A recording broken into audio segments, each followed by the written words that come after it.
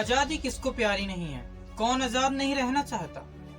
सभी आजाद रहना चाहते हैं। और आजादी जब सोने की थाली में सजाकर आपको दिया जाए, ये ठीक वैसा ही हुआ जैसे सोने पे सुहागा। भारत वो देश जिसको अंग्रेजों ने लगभग 200 सालों तक गुलाम बनाए रखा। स्वतंत्रता सेनानियों के अथक परिश्रम और बलिदान से आखिर वो दिन आ गया जब भारत की आजादी की घोषणा कर दी गई। ये साल था 1947। भारत के विभाजन के रूप में पाकिस्तान और भारत दो नए राज्यों का उदय हुआ और भारत की आजादी की घोषणा कर दी। यहाँ सिर्फ भारत ही आजाद नहीं हुआ था, पितु वो देसी रियासतें भी आजाद हो गई थीं, जो ब्रिटिश काल में अपना नियंत्रण ब्रिटिश सरकार को दे दी थी। और ये देसी रियासतों की संख्या थोड़ी बहुत नहीं थी, पूरे 565 देसी रियासतें भारत में थी। विचार करिए कि अगर सरदार वल्लभ भाई पटेल न होते तो ये 565 देसी रियासतें आज 565 देश होते और भारत का नक्शा कैसा होता। किस तरह से वल्लभ भाई पटेल ने इन देसी रियासतों को भारत में विलय करवाया। आज की इस वीडियो में हम बात करेंगे इन्हीं 565 देसी रियासतों में से एक ऐसी रियासत की जिसका राजा भी हिंदू था, प्रजा भी हिंदू थी, फिर भी वो पाकिस्तान में मिलने की जिद ठाने बैठा था।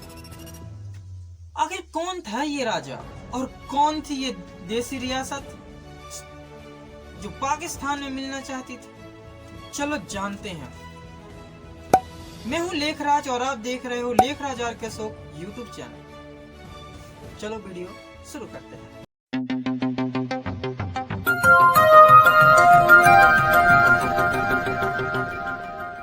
सरदार वल्लभ भाई पटेल के अथक परिश्रम और मेहनत के परिणाम स्वरूप अधिकांश देसी रियासतों ने तो भारत में विलय होना स्वीकार कर लिया था, लेकिन 5 ऐसी देसी रियासतें थीं जो भारत के लिए सामरिक और राजनीतिक दृष्टि से अति महत्वपूर्ण थी।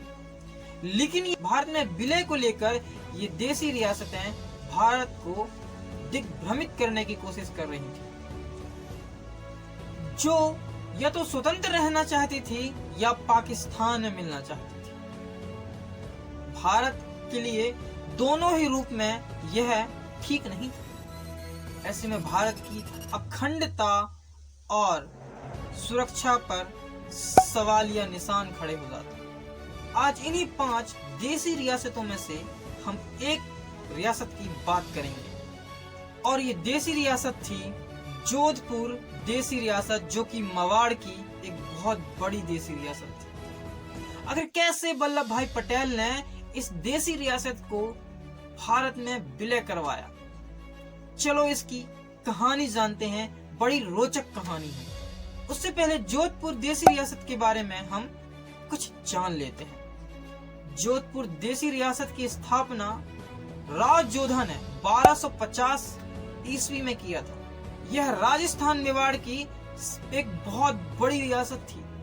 1931 की जनगणना को माने तो 21,25,000 लोग यहाँ निवास कर रहे थे और उसमें से भी बहुसंख्यक हिंदू थे। जोधपुर रियासत का क्षेत्रफल 93,424 स्क्वायर किलोमीटर था। इसका मतलब यह है कि यह एक बहुत बड़ी रियासत थी। आप मैप में देख सकते हो। भारत की स्वतंत्रता के पश्चात देसी रियासतों को भी यह अधिकार मिल गया था कि वो पाकिस्तान के साथ मिलना चाहे पाकिस्तान के साथ मिल सकती हैं, भारत के साथ मिलना चाहे भारत के साथ मिलना चाहती हैं, या स्वतंत्र रहना चाहें स्वतंत्र रह सकती हैं। इसी बात का फायदा उठाने की कोशिश इन देसी रियासतों ने भरपूर किया था। खास बात तो यह है कि जोधपुर जैसे हिंदू बहुल प्रजा वाली रियासत, जो कि मेवाड़ की एक बहुत बड़ी रियासत थी, पाकिस्तान में मिलना चाहती थी। जिस समय की यह घटना है उस समय जोधपुर के महाराज उम्मेद सिंह की मृत्यु हो चुका था और उनके पुत्र हनुमंत सिंह महाराज थे, जो युवा थे और अनुभवहीन थे। उन्हें राजनीति का किसी भी प्रकार से अनुभव नहीं था। वो मोहम्मद अली जिन्ना जैसे के कूट राजनीतिज्ञ के लच्छेदार बातों में आ गए थे। जिन्ना ने उन्हें एक सादा पेपर दिया और कहा कि आपकी जो भी शर्तें हो आप इस पेपर में लिख दीजिए, मैं साइन कर दूंगा। हनुमंत सिंह निर्णय नहीं ले पा रहे थे। उन्होंने जिन्ना से कुछ समय मांगा और वो दिल्ली से जोधपुर वापस आ गए। भोपाल के नवाब के सलाहकार सर जफर उल्लाह खान पूरा प्रयास कर रहे थे कि हनुमंत सिंह अपनी रियासत का विलय पाकिस्तान में कर दें। इसके लिए जिन्ना उन्हें कराची बंदरगाह का स्वतंत्र नियंत्रण दे रहे थे।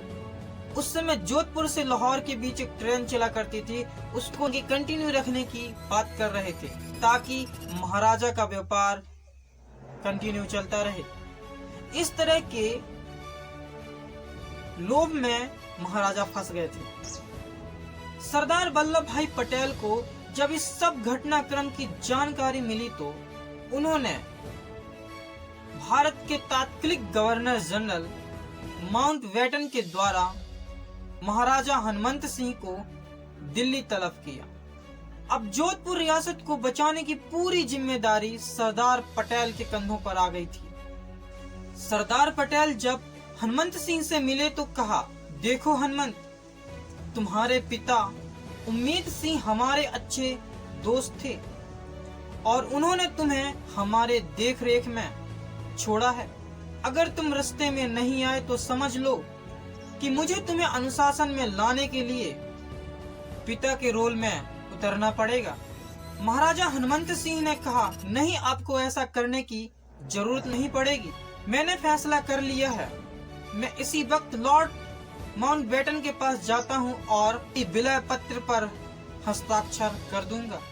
तत्कालीन पत्रकार लैरी कैलिंग्स व लेपियर की लिखी किताब फ्रीडम एट मिडनाइट के हिंदी अनुवाद के पेज नंबर 171 से 172 में पूरी घटना का जिक्र किया हुआ है, जिसमें बताया गया है कि कैसे मेनन ने माउंटबेटन महाराजा हनुमंत सिंह को मिलने के लिए तैयार किया था। लॉर्ड माउंटबेटन महाराजा हनुमंत सिंह से मिले और उन्हें उनके पिता और सरदार के संबंधों के बारे में बताया और महाराजा हनुमंत सिंह को समझाया।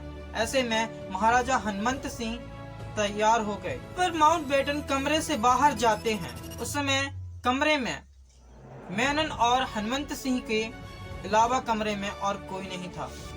हस्ताक्षर करने के लिए जैसे ही महाराजा हनुमंत सिंह ने अपना पेन निकाला, वह पेन खोलते ही पिस्तौल बन गई थी और उसको और महाराजा ने मेनन पर तान दी। उसी समय माउंटबेटन कमरे में आते हैं और उस पेन रूपी पिस्तौल को छुड़ा लेते हैं और डॉक्यूमेंट्स में साइन भी करवा लेते हैं। बाद में माउंटबेटन ने उस पेन रूपी पिस्तौल को म्यूजियम में रखवा देते हैं। दोस्तों, कुछ इस प्रकार से 11 अगस्त 1947 आजादी के कुल 4 दिन पहले जोधपुर रियासत का भारत में विलय हो जाता है। प्रोफेसर जवाहर मोहम्मद और प्रोफेसर एसपी व्यास का मानना है कि महाराजा हनुमंतमान एक चतुर राजनीतिज्ञ थे। वो अपनी जोधपुर रियासत के लिए एक स्पेशल स्टेटस चाहते थे, इसीलिए उन्होंने पाकिस्तान में मिलने का एक ढोंग रचा था ताकि भारत सरकार उनके रियासत को स्पेशल स्टेटस दे दे। और इसकी वजह भारत सरकार ही थी। उन्होंने कहा था कि 10 लाख जनसंख्या से अधिक वाले रियासत एक यूनिट की तरह रह सकते हैं। ऐसे में जोधपुर रियासत की जनसंख्या तो कहीं ज्यादा थी। शायद इसीलिए महाराजा हनुमंत सिंह ने पाकिस्तान में मिलने का एक नाटक रचा था। आपको मैं बता दूं कि जोधपुर रियासत के जो संबंध थे वह प्रजा कोई भी पाकिस्तान में मिलने के पक्ष में नहीं थे। दोस्तों, कुछ इस तरह से जोधपुर रियासत का पाकिस्तान में विलय होते होते बच गया और जोधपुर रियासत भारत का हिस्सा बन गई। आपको ये जानकारी कैसे लगी मुझे कमेंट में जरूर बताना। न्यू हो तो लाइक शेयर सब्सक्राइब जरूर करना। तो मिलते हैं किसी और वीडियो में, तब तक के लिए नमस्कार।